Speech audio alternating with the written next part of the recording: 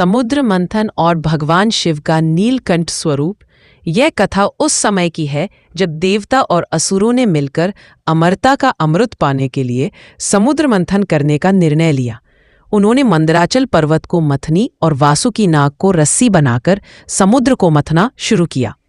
मंथन के दौरान समुद्र से एक एक करके 14 अनमोल रत्न निकले, जिन्हें देवताओं और असुरों ने आपस में बांट लिया।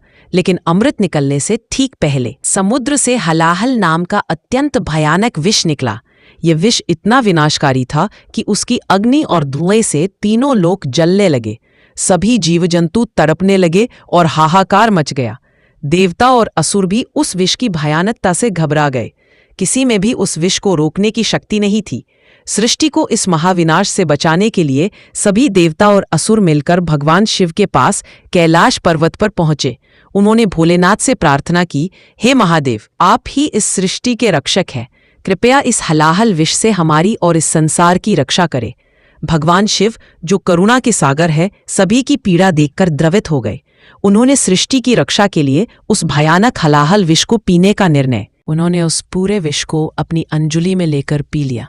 लेकिन जैसे ही विष उनके कंठ तक पहुंचा, वहां बैठी माता पार्वती ने उनके कंठ को दबा दिया ताकि विष उनके शरीर में न जा सके। इस कारण वह विष भगवान शिव के कंठ में ही अटक गया और उस विष के प्रभाव से उनका कंठ नीला पड़ गया। तभी से भगवान शिव को नीलकंठ के नाम से जाना जाने लगा। हालांकि शिवजी ने विष को रोक लिया, लेकिन उसकी गर्मी और जलन से उनका शरीर तपने लगा। उन्हें असहनीय पीड़ा होने लगी। शिवजी की इस पीड़ा को शांत करने के लिए सभी देवताओं ने उन पर शीतल जल, विशेषकर गंगा जल की धारा अर्पित करना शुरू किया। जल की शीतलता से शिवजी को बहुत राहत मिली। माना जाता है कि यह घटना सावन के महीने में ही हुई थी। इसी वजह से सावन के महीने में शिवलिंग पर जल, विशेषकर गंगा जल, चढ़ाने का इतना अधिक महत्व है।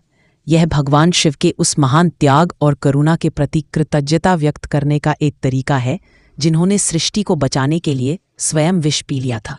यह कथा हमें सिखाती है कि भगवान शिव ने दूसरों के कल्याण के लिए सबसे बड़ा कष्ट सहा, और सावन में हम जल चढ़ाकर उनके उसी त्याग का सम्मान करते हैं।